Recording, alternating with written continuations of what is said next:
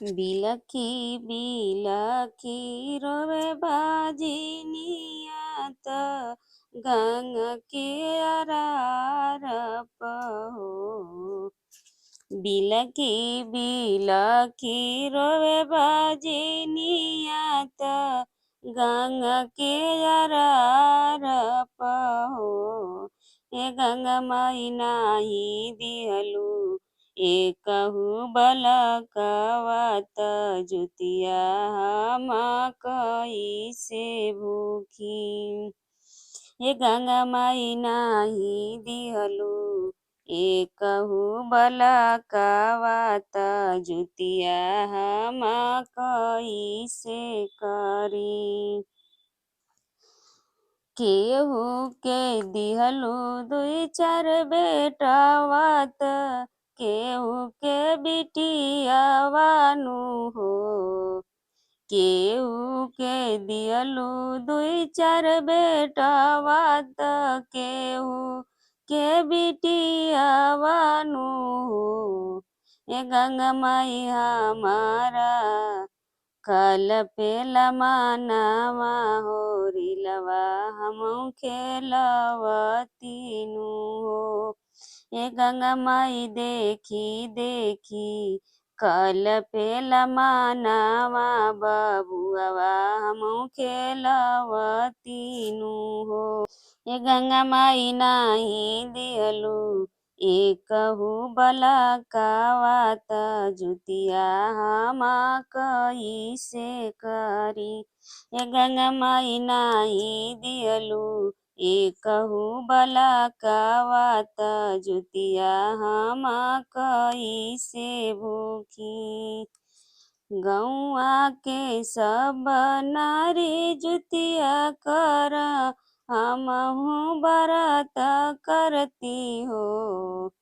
गौआ के सब नारी जुतिया भूखा हमहु बरत करती हो। हे गंगा माई हमारो मन बड़ी करे त हमहु जुतिया भूखती हो। हे गंगा माई हमारो के मन बड़ी करत हमहु त जुतिया भूखती हो। हे गंगा माई नाही दिहलू एकहु बलकवा त जुतिया हम कइसे भूखी। हे गंगा माई नाही दिहलू एकहु बलकवा त जुतिया हम कइसे भूखी। बाजिन के पुकार सुनी गंगा मैया आवेली सिरवा प हाथ फेरी हो। बाजिन के पुकार सुनी गंगा माई आवेली हाथ घुमावेली हो। ए तिवई नयन के लोर पोछत हऊँ बलक हम देई देबहो।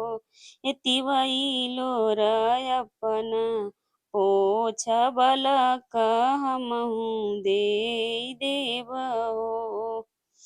चुप होवा ए तिवई चुप होवा नयन तू लोर पोछ हो। चुप होवा ए तिवई चुप होवा नयन के लोर पोछ हो। ए तिवई तोहरा के देव गोदी बलकवा त जुतिया तहु करिहनु हो।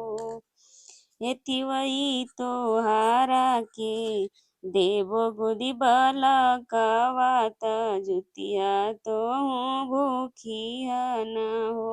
ए तिवई तोहरा के देव गोदी बलकवा त जुतिया पूजन करिह हो।